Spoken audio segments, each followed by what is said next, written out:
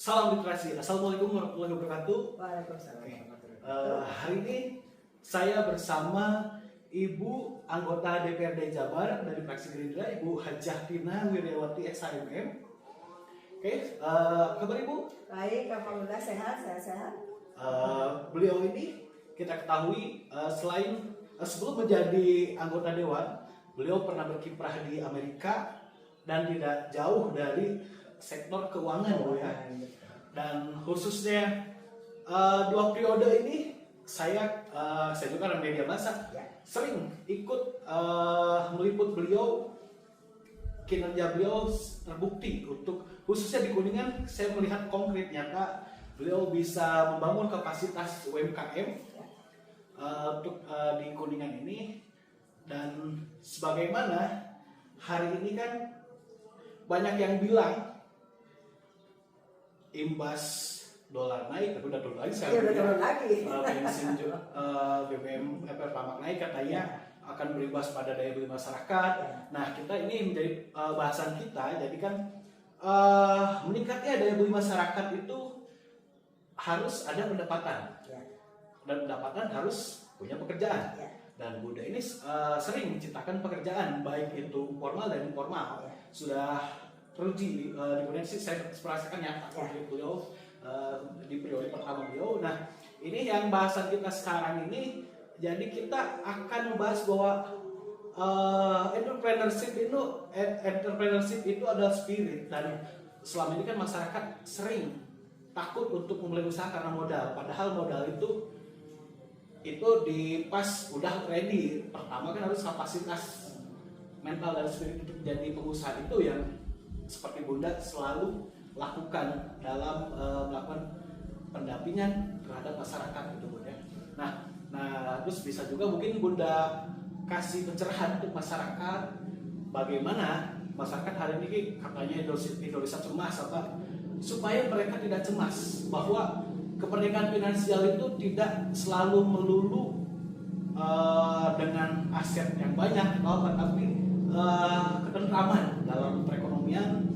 Apalagi ini kita juga kita berada di Villa de Latina di Desa Puncak, Kabupaten Kuningan. Ini sangat recommended untuk glamping. Masyarakatnya mereka udah sering banyak sini. Nah, di sini di pedesaan kan khususnya yang bertani ini, apalagi di puncak bukit ini, mereka kurang tersentuh informasi tentang permodalan itu. Ya mungkin Bunda juga selaku di komisi berapa bidang keuangan? Saat ini saya di komisi 3. Komisi 3 bidang keuangan ya. Di DPRD Provinsi. Nah, ini mungkin bisa sebagai fungsi menjalankan fungsi pengawasan agar marketing bank bisa turun menemui calon-calon nasabah atau debitur untuk permodalan petani, khususnya menyalurkan KUR, supaya masyarakat yang ini kan terkadang awam ke masuk ke kantor bank itu didatangi langsung, tidak terjerat sama pinjol ilegal ataupun pengemok gitu. Oke, Bunda bisa kasih bicara dulu masyarakat. Oke, hatur nuhun Airi, assalamualaikum warahmatullahi wabarakatuh. Sampurasun, ya.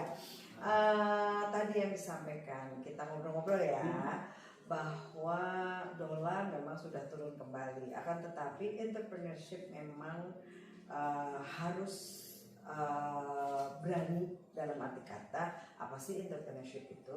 Untuk di pedesaan, diperlukan ya. Saya juga sudah melakukan beberapa kali pelatihan untuk berani membuat atau berjualan atau berproduksi gitu ya, sehingga bisa mendapatkan kemandirian secara finansial. Apa saja itu? Sebetulnya beberapa, kalau mungkin saya ada ya beberapa kali AR juga pernah mengikuti pelatihan-pelatihan tersebut. Ini pelatihan dulu ya. Pelatihan sebetulnya tujuan saya nanti, endingnya akan tujuan saya mengapa saya membuat pelatihan tersebut di ibu-ibu KWT. beberapa kali ya karena saya Dewan Perempuan, saya utamakan dahulu, bukan menutup kemungkinan ke bapak-bapak ya, tapi kaum perempuan dulu, ibu-ibu. Beberapa kali saya mengadakan pelatihan pembuatan kebutuhan kita sehari-hari, misalnya pasta gigi, misalnya sabun, misalnya yang sekarang itu nyata sebetulnya. Saat itu belum ada yang namanya MBK.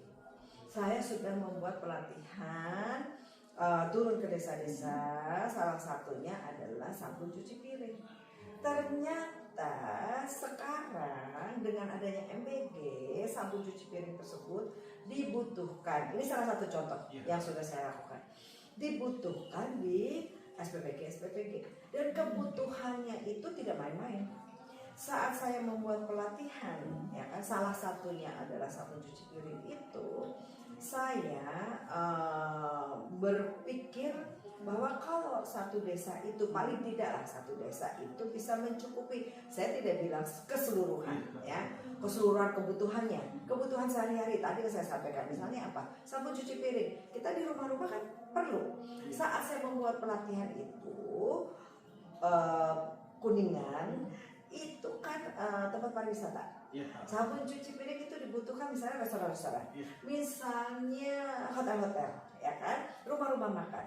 Apabila bisa berproduksi itu, ya kan, dan dijual ke tadi, karena Kuningan kebetulan daerahnya tempat pariwisata, itu sudah menghasilkan kemandirian ekonomi. Berapanya ya tergantung ya, tapi bahwa pengetahuannya dulu, pengetahuan mengenai produk itu penting, perlu. Setelah itu kemasan, setelah itu, tapi kalau sabun cuci piring misalnya dijual secara bulk aja juga untuk industri-industri kan tak perlu kemasan, kecuali dijual eceran. Setelah itu tadi pengetahuan mengenai keuangannya, ya kan, bagaimana, ya kan, masyarakat yang mau mulai usaha harus kasih ya, itu kan berikutnya tadi mengapa pelatihan. Nah kemudian setelah itu bahwa keuangannya sudah tercatat rapi, sudah ya, bank akan berani masuk karena bank tadi lembaga keuangan lah, dasarnya kan itu. Sekarang ini kalau tadi saat ditanya oleh Erik, kenapa nggak ke pelosok-pelosok? Ya gimana? Kan gitu ya, dasarnya apa? Bahkan kalau misalnya lembaga keuangan atau bank itu dasarnya adalah mampu nggak dia kembaliin? Oh iya. Harus ada usaha dulu. Iya, harus ada pencatatan keuangan yang jelas dulu, kan bertahap. Nah itu ya kan. Sebetulnya satu lagi itu secara yang kemarin saya lakukan pasta gigi. Kalau saya bilang pasta gigi, kenapa KWT? Karena moto KWT itu harusnya tanam, olah, jual. Tapi sementara ini kan baru tanam saja. Ya banyak ya, mungkin sudah ada, saya belum selama saya turun itu ke masyarakat, saya belum menemukan yang sudah siap dengan tanam, olah, jual.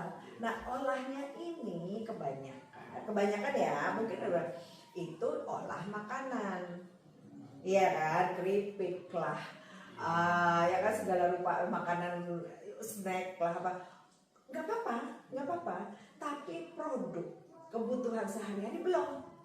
Nah kebutuhan sehari-hari apa? Kita kan gosok gigi, kita kan mandi, kita kan gitu. Dan selama ini kebutuhan tersebut masih bersifat kita belum berproduksi. Padahal zaman dulu mencuci baju itu pakai buah lerep, ya kan? Di mungkin di Arab ya, gosok gigi itu pakai siwak, itu semua kan produk pertanian, tidak semata-mata produk kimia. Ya, selain memang ke depan ini adalah green. Benar. Ya kan? Ramah lingkungan. Tadi maupun tadi bukanlah yang minyak ini juga sabun cuci kan memanfaatkan minyak jelantah ya, itu ramah lingkungan juga kan. Dan yang saya kemarin melakukan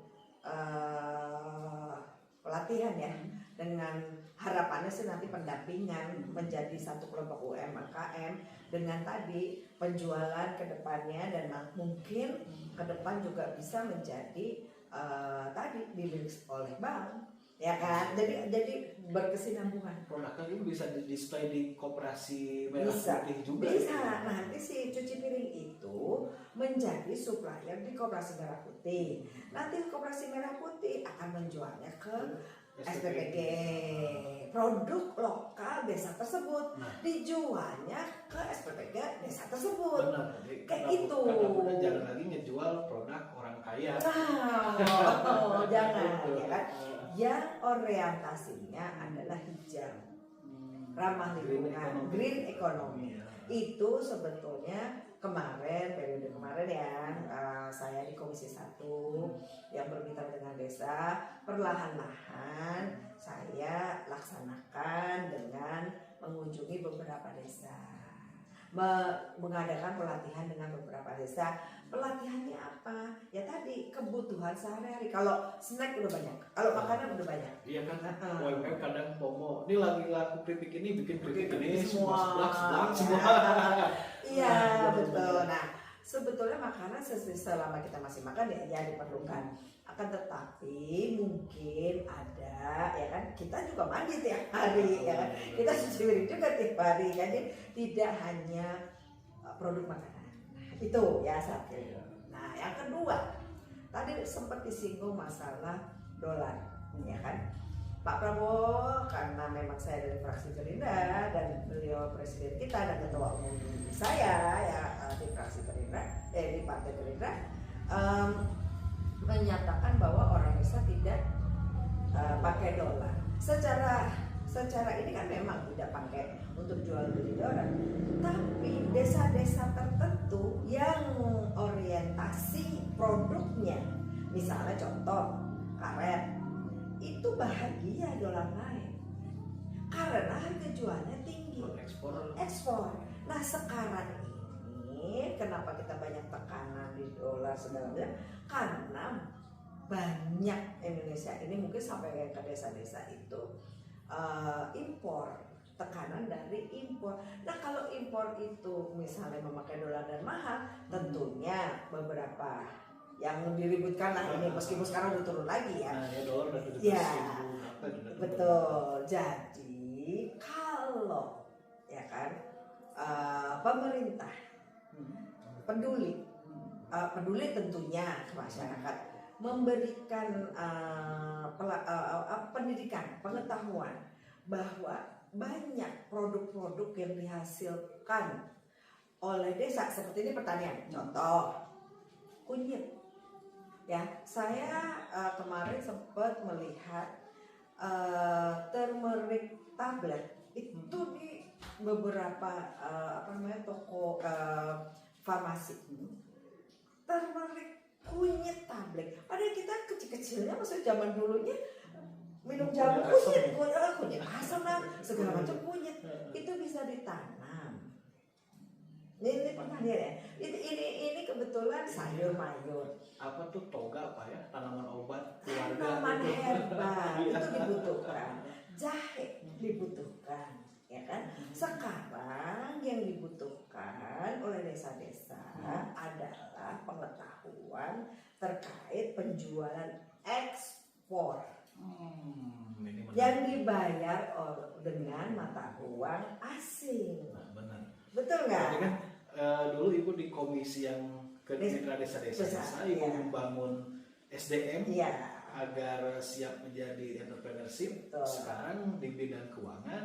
Nah, untuk membuka akses permodalan sama tadi knowledge tentang bagaimana transaksi pakai mata uang asing. Sehingga yang disampaikan oleh Pak Prabowo memang secara pembayaran tidak pakai uang dolar. Maksudnya orang desa kan nggak ini dolar ya, kita bicara dolar naik. Padahal di balik itu petani karet Sumatera bahagia dolar naik karena income-nya naik. Nah itu karet. Bagaimana kalau pertanian? Tadi saya sampaikan komoditas apa yang bisa dijual dengan harga dolar. Pasti bahagia. Jangan, tapi karena kita saat ini orientasinya impor kita butuh dolar jadinya repot. Tapi kalau orientasinya kita jual dengan mata uang dolar, ya senang kalau dolar naik. Itu maksud saya belum besar, tapi knowledge ya, pengetahuan. Konten kreator juga seneng bu, monetisasi kan kayak gini kan pakai dolar. Kalau dolarnya gede, cuannya gede. Bahagia, ya kan? Jadi ini maksud saya, karena saya kebetulan berkaitan dengan keuangan kan luas ya. Jadi tadi yang disampaikan Erik, gimana misalnya masuk. Dan kalau misalnya nih contoh, saya sedang juga berpikir di sini. Herbal itu tadi lah kunyit, ya kan, jahe itu dibutuhkan. Tanaman-tanaman itu untuk ekspor dibutuhkan. Kopi misalnya untuk perkebunan. Terus misalnya cikur, itu juga harganya tinggi. Ada beberapa tanaman herbal ya, atau tanaman ya pertanian yang bisa diekspor sehingga menghasilkan dolar. Nah, inilah sebetulnya salah satu tantangan dan mungkin bisa terobosan. Dolar naik gak pusing. Kalau memang penghasilannya kan gitu tadi. Buktinya apa? Coba buka. Petani karet Sumatera bahagia. Pak Pur, saya lihat di TikTok ya, jangan dulu diturunin. Nggak repot dia. Berarti kesiapan kita meningkatkan kualitas hasil produksi, hasil bumi untuk ekspor ya. Orientasinya ke sana, yang dijual dengan menerima ya kan, mata uang dolar. Kalau kita bicara dolar naik, ya kan, kita bicara dolar naik. Produk-produk apa yang sekiranya kita tidak impor, hanya impor. Sekarang kalau ada yang terjadi secara global, misalnya Selat Hormuz nih, kayak kita baca ya, maksudnya ditutup, itu kan produk turunan minyak mentah itu banyak, salah satunya misalnya plastik, teriak-teriak naik segala macam. Ya itu risiko dari nggak bisa kita tahan. Tapi satu lagi saya sampaikan, kedelai misalnya, saya turun juga berbicara dengan pengrajin tempe di Ciamis, salah satu dapur saya. Karena pengrajin tempe tersebut menjualnya ke SPPG, bahagia-bahagia aja tuh. Meskipun harga katanya tahu tempe naik gitu, yang eceran mungkin terdampak, ya kan.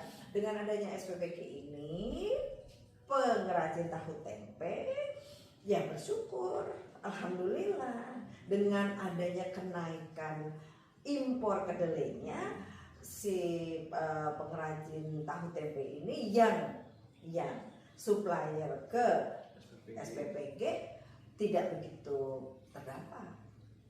Saya tadinya mau interview tuh, penasaran, ada beberapa lah gitu, cuman belum sempat. Itu bisa seperti itu. Nah, ini pun kayak itu program kerja ibu di yang tadi yang sudah dijelaskan, yaitu udah nyata di lapangan. Nah, lebih spesifik ke bidang keuangan, khususnya masyarakat masih banyak yang belum terbangun awareness-nya, yang masih apalagi pedesaan terjerat Bang Emok, pinjol ilegal gitu pun. Mungkin ibu juga pernah beberapa kegiatan menggandeng pihak perbankan untuk mengedukasi masyarakat gitu ya.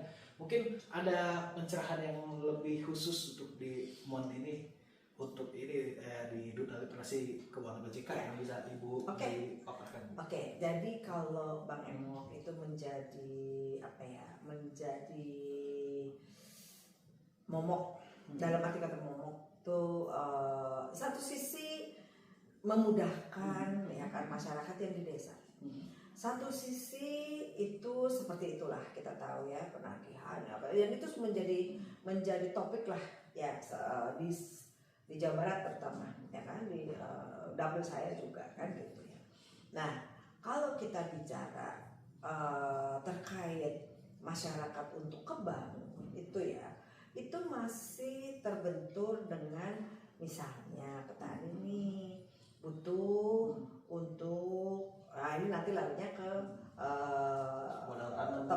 tengkulak lah segala macam. Nah, kalau ke Bang tadi, petani-petani ini untuk masuk ke kantor bank, untuk lebih jauh berbicara mengenai produk perbankan atau kredit atau apa itu, backupnya kan masih belum kuat. Maksudnya backup adalah laporannya secara keuangannya, sehingga jalan pintas ya udah di ibaratnya ya langsung ke tengkulak lah, ini saya pinjemin nih segini. Nah itu, atau sama dengan banknya mau keperluan sehari-hari nih, ke rumah-rumah kok. Nah itu tantangannya, ya kan, itu tantangannya.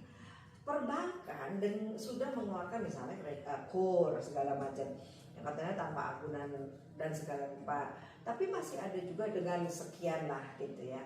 Tapi masih ada juga yang mensyaratkan agunan, masihlah ada beberapa, atau kurang familiar, ibarat tadi loh, melawan Bang Emo tadi ya disampaikan, yang langsung datang ke pintu ke rumah, kamu kenapa? Oh anak saya sakit. Ini Bang Emo pun yang bank yang bukan bank resmi gitu Bu ya. Kalau yang bank resmi kan ada juga kan yang memang ke rumah-rumah juga gitu. Ibu-ibu masyarakat kelompok ibu-ibu ya. Hanya mungkin masalahnya kreditnya bukan untuk produktif, kredit konsumtif buat ya itu dari lubang gitu. Ya, nah itu makanya saya ada satu bank, saya punya teman ya kan, yang beliau itu perempuan ya kan, memang membawahi salah satunya adalah UMKM untuk ibu-ibu, itu luar biasa. Saya nggak sebutkan banknya ya, situ sampai mereka bisa umroh bareng. Nah banyaknya karena pengetahuan mengenai perbankan di masyarakat kita itu yang ini ya, masyarakat yang maksudnya yang benar-benar yang grassroots itu belum maksimal ya kan, belum mengetahui. Jadi kadang-kadang kalau terima uang itu ya entah habis untuk apa, padahal uang dari bank itu kan harus dibalikin. Nah Bang Emo sepertinya mudah terima cash tanpa harus tadi kan ada laporan keuangan apalah segala rupa misalnya kayak gitu. Nah itu memang tadi kembali kepada pendampingan, pendidikan agar supaya si calon masyarakat lah ya, debitur ini memahami bahwa yang diterima ini ada porsi yang untuk dibayarkan, bukan dihabisin. Itu satu ya kan. Terus yang kedua adalah masyarakat itu saat ini yang kita tahu ya, mungkin di desa-desa memerlukan uang ya kan, yang tadi untuk konsumtif atau untuk hal-hal yang memang harus seketika. Nah kan susah kalau itu harus melalui bank ya, harusnya kan tadi harus dididik dulu lah ya untuk punya usaha untuk bisa mengembalikan. Nah untuk Ibu melakukan pendampingan ke masyarakat untuk menjadi wirausaha, saya sih udah ya periode pertama Ibu saya menyaksikan langsung dan itu nyata, khususnya di Kuningan. Terus sekarang untuk mendekatkan akses permodalan, Ibu juga sedang melakukan ya. Karena Ibu di bidang keuangan, Komisi 3 itu hanya mungkin itu ya ada faktor personal masyarakat yang ribet birokrasi perbankannya, hal-hal administratif itu ya. Itu. Kan mungkin kalau ke pinjol apalagi kan sekarang udah di tangan langsung masuk gitu kan. Terus bank yang mau kayak ilegal pun tanpa ribet lagi urus persyaratan apa. Nah mungkin Ibu sebagai legislator bisa ada memangkas birokrasi di perbankan itu supaya lebih, yang terutama masyarakat awam di grassroots tidak segan lagi untuk datang ke bank yang memang bank ini untuk rakyat gitu, bank negara kan ibarat itu. Jadi gini, salah satu mitra saya adalah bank daerah ya, BUMD. Nah itu kami kalau bertemu itu sudah sering kali mendorong untuk tadi apa namanya model kreditnya itu memang model kreditnya yang untuk masyarakat itu bentuknya tanggung renteng. Jadi bukan perorangan. Susah kalau perorangan nanti satu sisi memang kalau perorangan resikonya adalah NPL-nya tinggi. Ya kan? Kalau nunggak susah, si banknya kena, ya kan? Nah, bentuknya adalah kelompok. Sehingga tanggung renteng. Yang satu nggak bayar, yang empat kan nggak mau, saling mendorong. Itu ada memang produk yang seperti itu. Nah, kalau Bank Himbara memang ada beberapa bank ya, terutama bank ini ya yang memang dekat dengan masyarakat itu mengeluarkan KUR, kan usaha-usaha juga. Tidak ada yang untuk perorangan komersial, susah. Perorangan komersial kalau nggak bisa balik nanti NPL-nya gimana? Jadi memang itu yang apa namanya harus digalakkan. Kredit ya mau nggak mau ya tadi jenisnya KUR kan juga tetap usahanya apa, mampu nggak dia ngembaliin, karena satu sisi yang lain adalah jangan sampai NPL-nya tinggi si bank itu, ya kan. Sebab yang paling bagus adalah memang kalau ada bank swasta itu dia ini apa volume yang besar, kalau volume besar itu kan kecil tapi jadi banyak. Bukan corporate ya. Kalau corporate satu besar ya udah satu, tapi kalau hilang ya hilang. Ini ya maksudnya gitu. Jadi curhat Ibu, pernah aku punya teman marketing bank. Dia target kata 300 juta, harus dapat debitur 300 juta sebulan. Misal dia datang ke petani harus ribet bolak-balik dan beberapa aplikasi. Kalau misal ke satu grocer udah sebulan 300 juta udah satu aplikasi udah selesai ya kan gitu. Nah, permasalahan tadi kecil itu mesti datang ke lapangan itu kan banyak. Nah, dulu saya pernah memang di bank, tapi saya bukan di bank di komersial ya, lebih ke investment banking. Jadi tidak menangani customer banking yang kecil-kecil itu. Memang KUR itu sangat membantu masyarakat. Hanya saja Erik tadi bahwa juga harus diingat NPL itu tetap menjadi ya kan, nggak boleh janganlah tinggi. Nah, consumer banking yang paling aman tuh apa? KPR. Ada misalnya tenornya bisa sampai 20 tahun. Oh ya, dan ada rumah lah ya, ada barangnya yang. Tapi kalau misalnya agunannya misalnya kita sih bahkan kayak gitu ya. Meskipun misalnya yang besar itu ada asuransi lah apa segala macam. Nah, tapi kita nggak bicara itu, kita berbicara terkait tadi untuk masyarakat.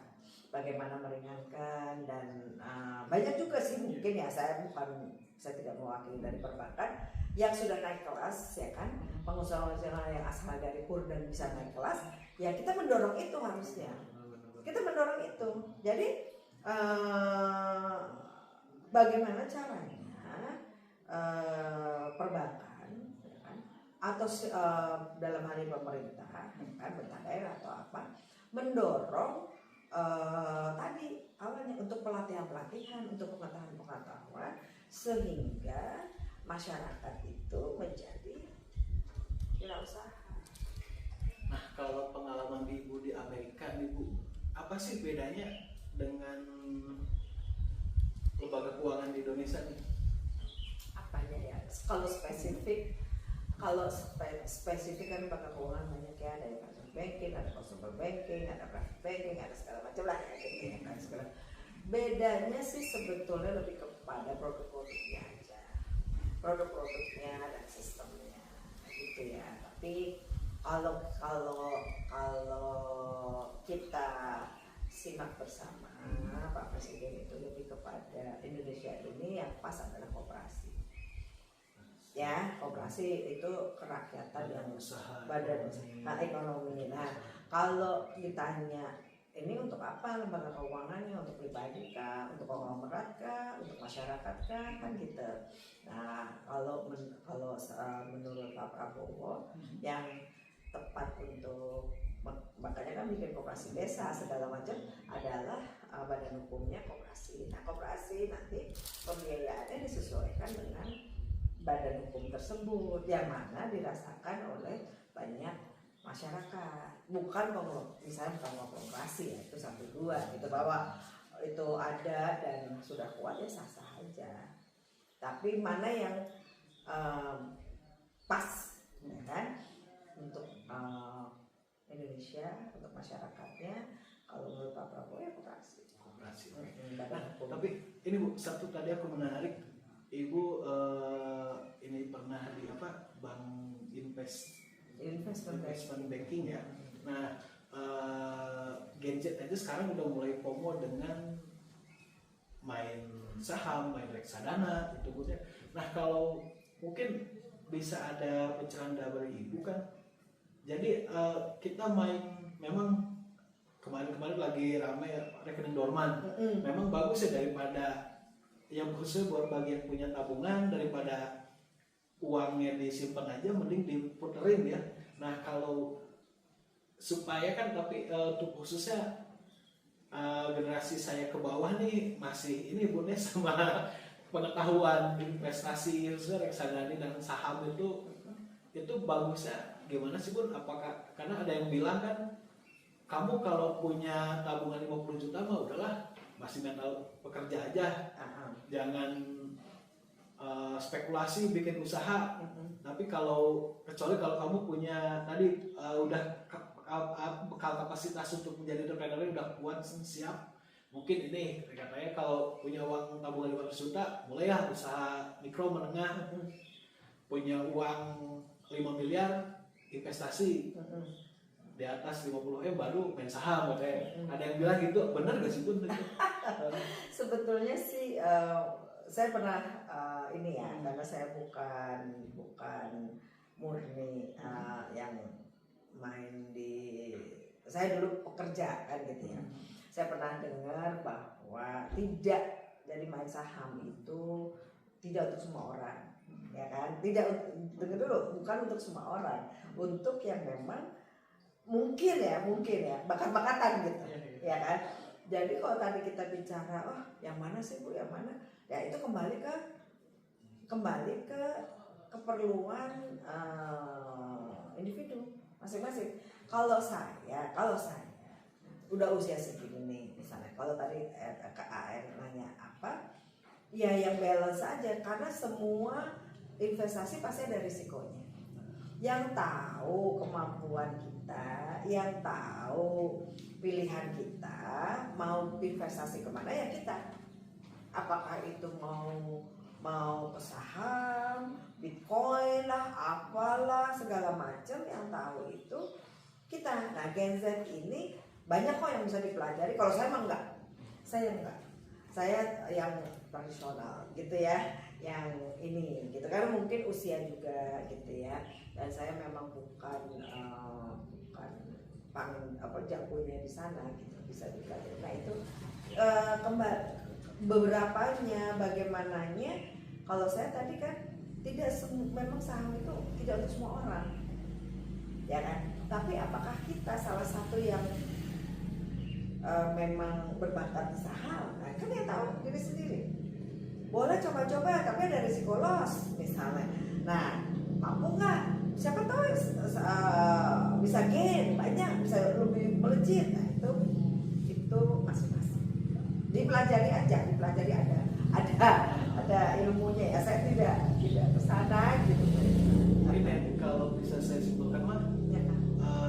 Kalau tentang investasi, ya apalagi sekarang tadi kata Bunda ada kripto, bitcoin segala rupa. Kita harus paham investment risknya, risikonya. Ya, harus betul-betul paham. Ya kita juga jangan terjebak yang bodoh, harus jadikan kita perkuat literasi, harus logis juga dalam memahaminya gitu. Iya, itu semua ada ilmunya. Iya, jadi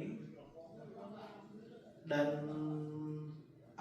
kita sudah mendapat insight yang luar biasa ini dari Bunda Tina Makasih. tentang literasi keuangan, khusus dari tadi dari sektor usaha mikro, menengah sampai investasi. Nah, saya Erik dari literasi keuangan OJK. Untuk kali ini cukup sekian.